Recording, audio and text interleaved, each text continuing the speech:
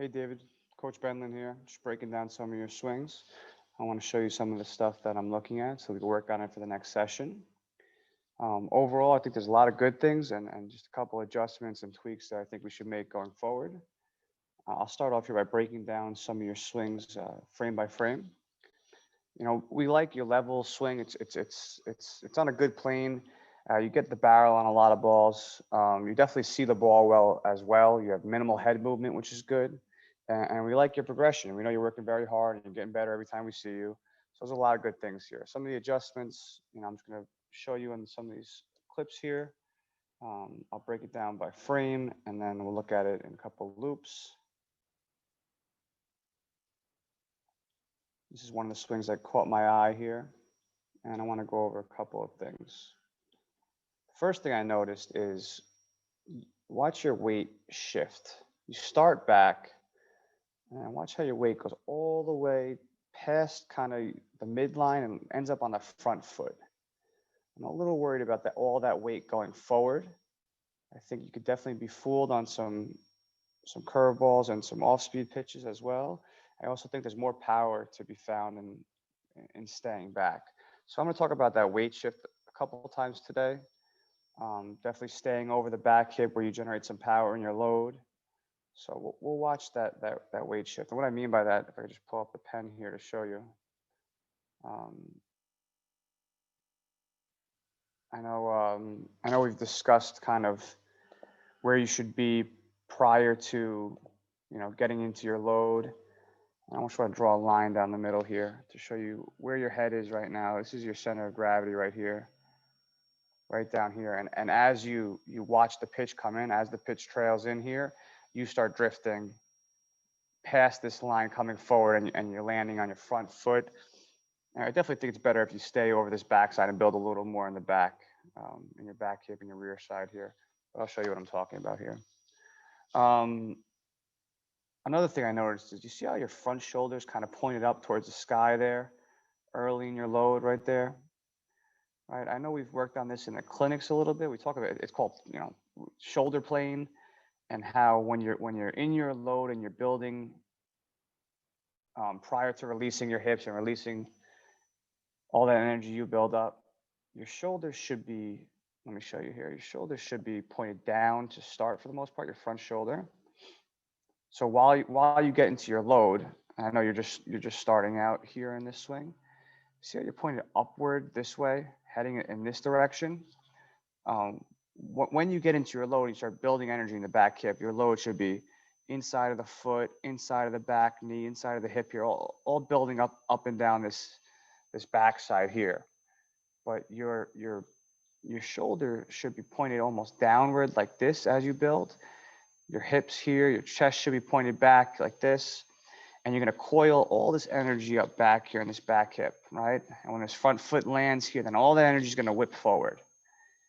So we should definitely work on it in the clinics of keeping that front shoulder down a little bit, seeing the pitch in, coiling up, building tension, straight down this axis in the middle here, and then getting ready to release it.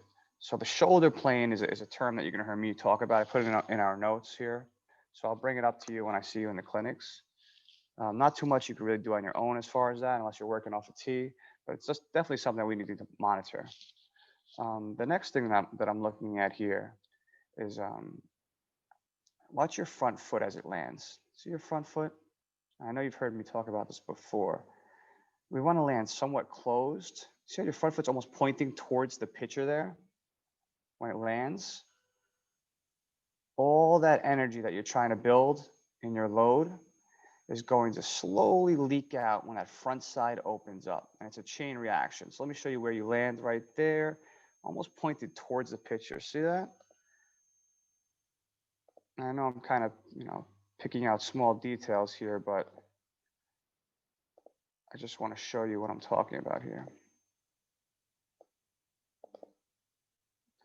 When this front foot lands open, see how it's almost pointed towards the pitcher? We definitely want to land more closed, at a 45 degree or less. But then the front knee opens right there and goes straight up the front line there.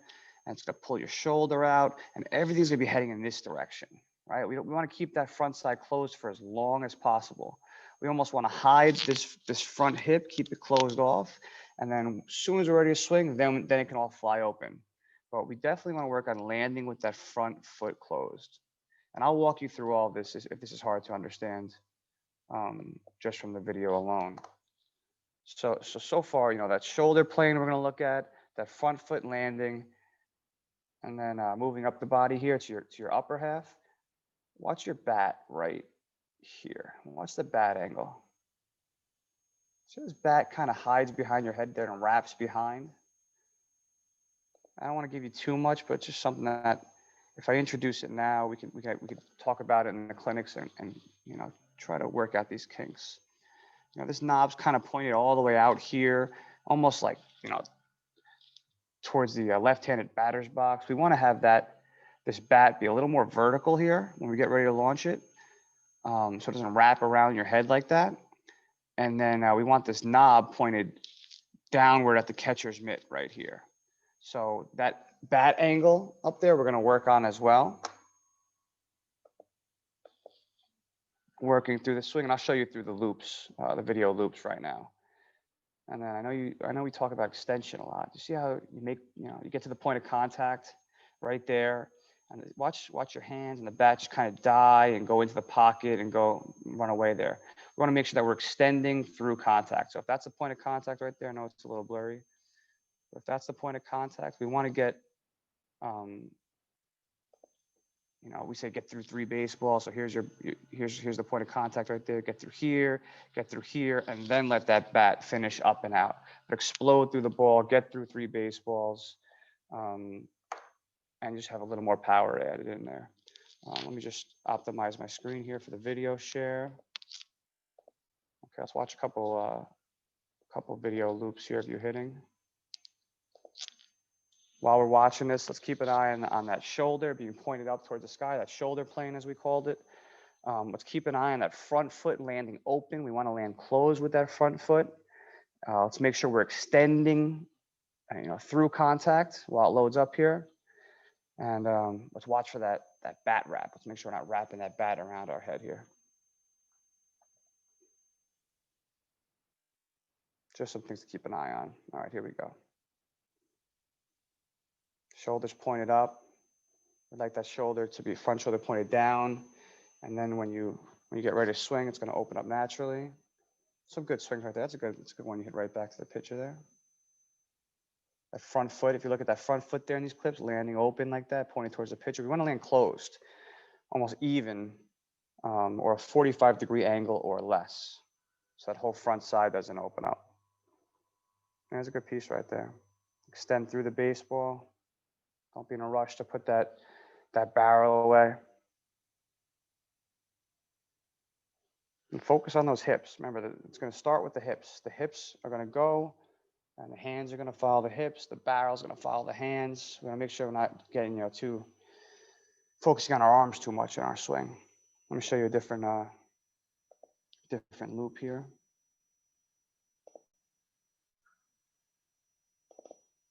I think this is from our last session on Monday.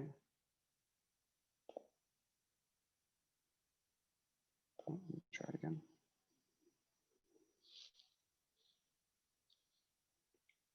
But to avoid that weight shift that we're talking about, we just want to stay back, not past that midline.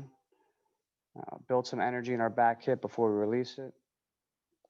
Just get this loaded up. 1 second.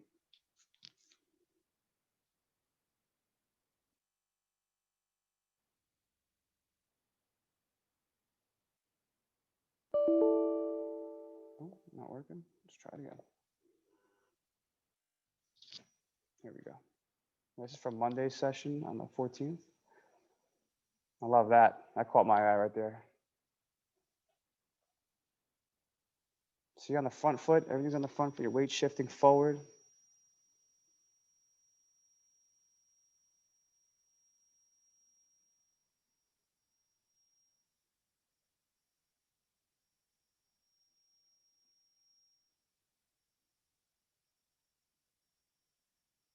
I love that your head doesn't move though.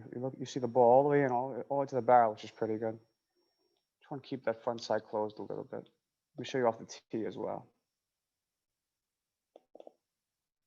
And then I have a video of an MLB player I want to show you that can show some of the things that I'm talking about here. That's a nice line drive right back where it came from. So one thing I'm going to bring up when we go to the video, another video in a second, is the path of the bottom hand. I know it's a lot to handle with the video, but we'll talk about it in our drill session. Now we worked with the one-handed drill, and I'll show you how to do that. But this bottom hand here, your left arm bottom hand, it should be extending all the way to the pitcher as far as you can go before you put it away. Your bottom hand, something we're going to work on, kind of runs into your pocket, runs away from your body. We want to let that go all the way through the baseball and then put it away. You're pretty strong with the top hand, but we want to make sure that we develop, the path of that bottom hand as well.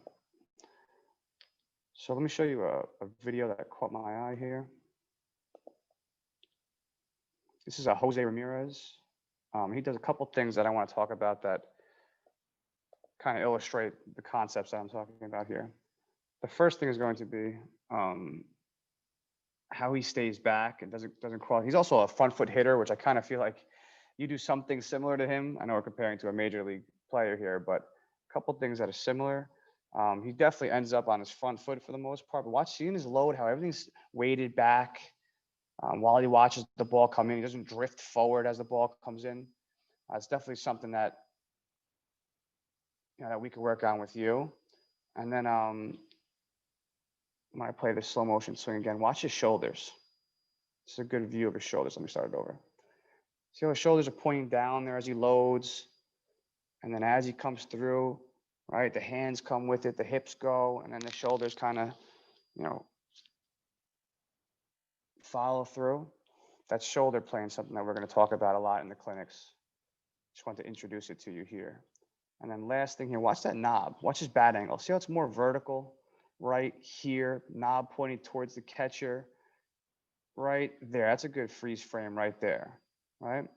So before his hips are even going yet, he has his knob pointing toward the catcher's glove. He's about to, get in that launch position and snap towards the pitch. And his whole front side's ready to go. Here he goes. He's going to open up. He's going to fire through right here. That's a pretty nice swing. So one of the things that we're going to do in the next clinic, I want to give you a heads up, it's going to help you a lot, is a drill I want to show you. It's the path of the bottom hand. I think your bottom hand, we could work on it a little more. And here's an interesting drill that you use a Frisbee. And it shows you what the bottom hand should be doing on your swing. This is a lefty, but you can imagine it from your side of the plate. I want to make sure you're fully extending with that bottom hand and letting it finish out towards the pitcher before it gets put away. So in this drill here, they simply just pull the Frisbee back like in their load and release it forward, and then finish up and out on the follow through. Watch it from that angle there. This is what your bottom hand should be doing. I feel like your bottom hand gets to that point of contact and then it ends up down towards your pocket almost. So this is something that we're going to talk about.